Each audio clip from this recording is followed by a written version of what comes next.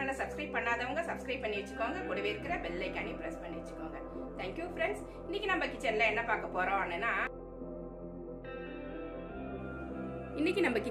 பார்க்க போறோம்னா அப்படின்னா பிரெட் எக் ரோல் எப்படி பண்றது அப்படிங்கறத பார்க்க போறோம். இது ஈவினிங் ஸ்நாக்ஸா சாப்பிட்றதுக்கு ரொம்ப ரொம்ப நல்லா இருக்கும். செம்ம ஃபில்லிங்கா இருக்கும். குழந்தைகளுக்கும் கொடுக்கலாம், பெரியவங்களுக்கும் கொடுக்கலாம். செம்ம டேஸ்டா இருக்கும். ரொம்ப ஈஸியா செஞ்சிடலாம். இதுக்கு ஒரு 5 முட்டை நான் வேக வச்சு இந்த மாதிரி 2ஆ கட் பண்ணி எடுத்து வச்சிருக்கேன். இந்த மாதிரி வேக வச்சு கட் பண்ணி எடுத்து வச்சுக்கோங்க. அடுத்தது நான் என்ன எடுத்து வச்சிருக்கேன் அப்படின்னா ஒரு 10 பிரெட் ஸ்லைஸ் எடுத்து வச்சிருக்கேன். இது வீட் பிரெட், வீட்டில் செஞ்ச பிரெட் ஆகுறதால ஹெல்த்தியா இருக்கும். 10 பிரெட் எடுத்து வச்சிருக்கேன். இதை மிக்சியில போட்டு பொடி பண்ணி கொண்டு வந்துடணும். மிக்சி ஜார்ல கொஞ்சம் கொஞ்சமா போட்டுக்கோங்க. மொத்தத்தையும் போட்டீங்கன்னாக்கா பொடி பண்ண முடியாது. சின்ன சின்ன பீஸா கட் பண்ணி போட்டுக்கோங்க. அந்த ஓரத்தெல்லாம் எடுக்க வேண்டாம், அப்படியே வச்சுக்கலாம்.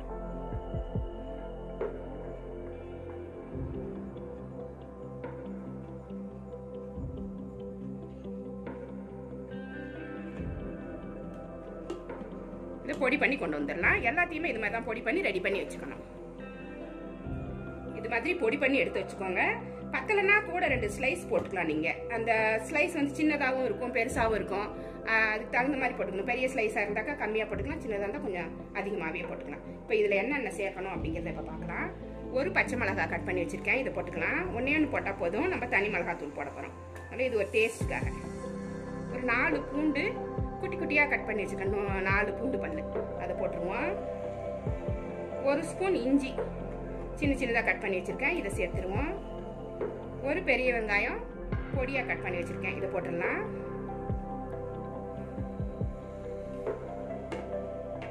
இது கூடவே கொஞ்சமாக பெருங்காயம் எடுத்து வச்சிருக்கேன். பெருங்காயம் கொஞ்சம் போட்டால் நல்லா இருக்கும். கொஞ்சமாக போட்டுக்கோங்க. ஒரு 1/4 ஸ்பூன் அளவுக்கு போட்டுக்கலாம்.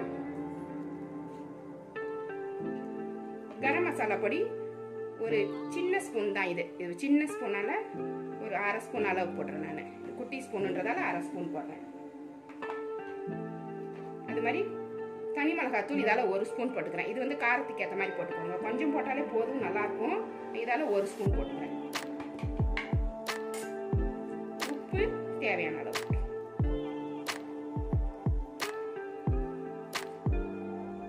பிரெட்ல உப்பு இருக்கும், அதனால ரொம்ப கம்மியா போடணும். போதும் உப்பு.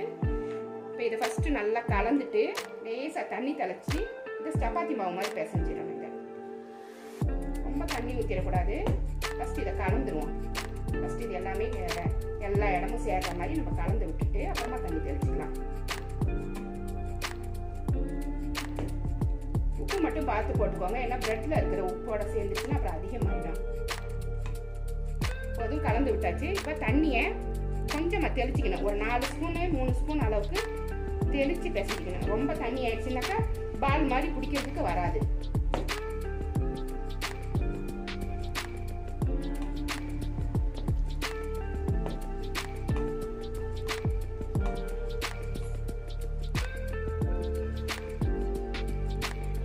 லேசா பெசரி விட்டாச்சு. இப்போ லாஸ்டா இது கூட சேர்க்கணும். என்ன சேர்க்கணும் அப்படின்னாக்கா 2 ஸ்பூன் கார்ன்ஃபிளவர் எடுத்திருக்கேன். இந்த கார்ன்ஃபிளவர் போட்டுக்கலாம். அப்பதான் அது நல்லா குடிக்கிறதுக்கு வரும் ஈஸியா. அது மாதிரி 2 ஸ்பூன் மைதா மாவு போட்டிருக்கேன்.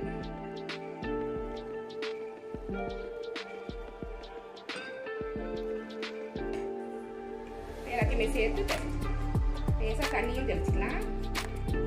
தெளிச்சு பசைங்க, அதிகமா போயிடாம. அப்படி சப்பாத்தி மாவு மாதிரி பிசைஞ்சு எடுப்பேன்.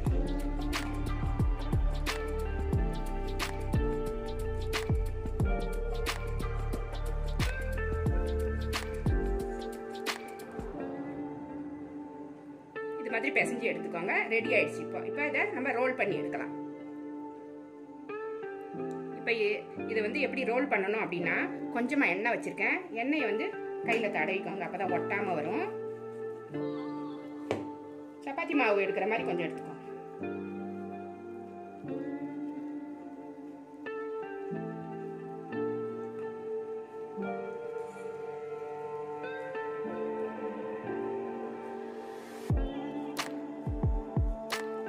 இந்த மாதிரி இதை ரவுண்ட் பண்ணிக்கணும்.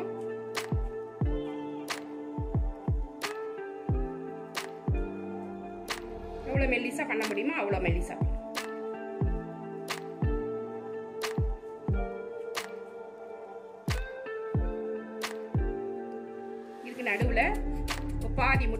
பண்ணி வச்சிருக்கோம் பாத்தீங்களா, இதை வச்சுட்டு இதை அப்படியே மூட வைக்கணும்.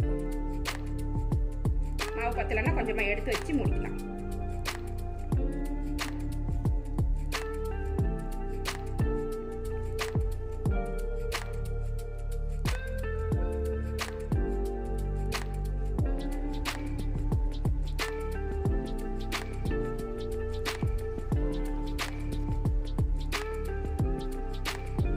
எங்கேயுமே ஓட்டை இல்லாத மாதிரி பண்ணிக்கலாம், வீரல் இல்லாத மாதிரி அழகா பண்ணிக்கலாம்.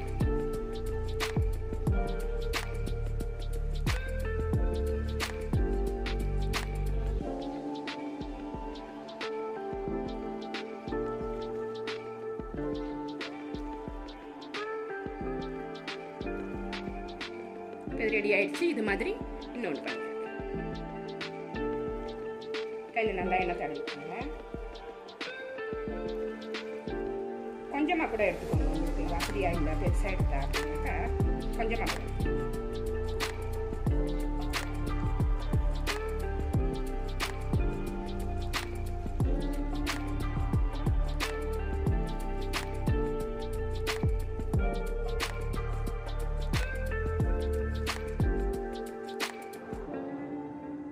முட்டையை உள்ள வச்சுட்டு அப்படியே மூட வேண்டியது.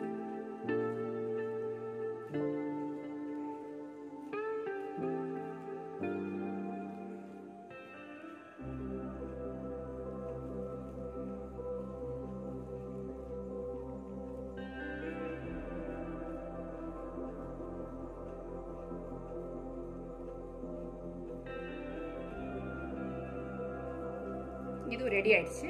இது மாதிரி எல்லாத்தையுமே செஞ்சு எடுத்துக்கணும். இந்த ஷேப்ல எடுத்துக்கோங்க. இது மாதிரி எல்லாத்தையுமே நம்ம ரெடி பண்ணி வச்சுக்கணும். இதுக்கப்புறம் நம்ம போயிட்டு இதை ஃப்ரை பண்ண வேண்டியதுதான். பிரெட் எக் ரோல் பண்றதுக்கு எண்ணெய் சூடு பண்ணியிருக்கேன். கொஞ்சம் மீடியமா சூடான உடனே நம்ம போட்டுடணும். ரொம்ப சூடாயிடக்கூடாது, ஏன்னா மேல வந்து கருகி போயிடும், உள்ளார வந்து வேகவே வேகாது. இந்த மாதிரி மீடியம்ல இருக்கு. இப்போ நான் ஒன்று ஒன்றா போடுறேன்.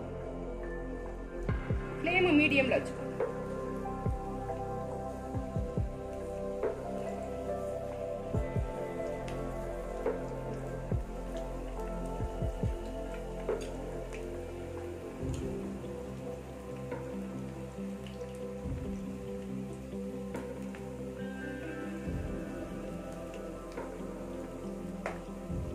ஃப்ளேம் ஹையில் வச்சிங்கன்னாக்கா ரொம்ப மேலே மட்டும் கருகி போயிடும், உள்ளார வந்து மாவெல்லாம் வேகாது. அதனால மீடியம்லேயே இருக்கணும்.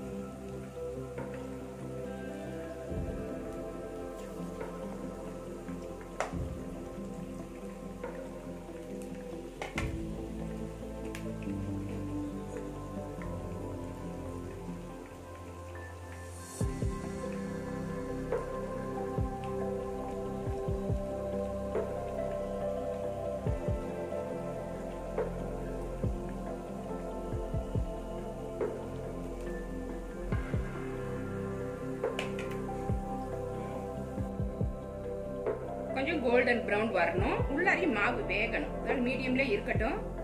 கொஞ்சம் இருந்துச்சுன்னா எடுத்துடலாம். ரொம்ப கலர் மாறிடக்கூடாது, டேஸ்ட் மாறிடும்.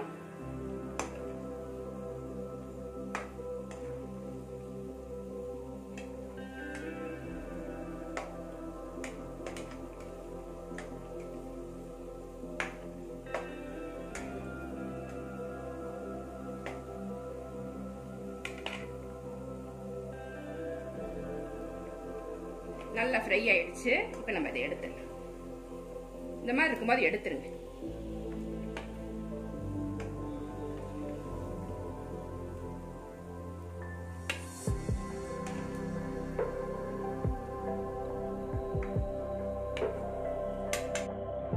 பிரெட் எக் ரோல் சூப்பரா ரெடி ஆயிடுச்சு பாருங்க. இது மாதிரி பொரிச்சு எடுத்துக்கணும். இதை நான் கட் பண்ணி காமிக்கிறேன் எப்படி இருக்கு அப்படின்னு சொல்லிட்டு. சுடுது.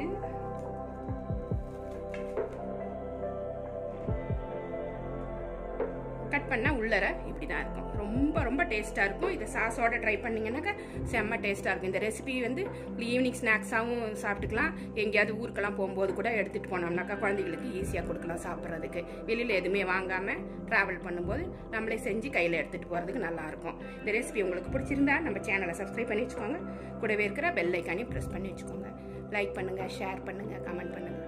இவ்வளோ நேரம் என்னோட வீடியோவை பார்த்த எல்லாருக்குமே நன்றி. Thank you friends.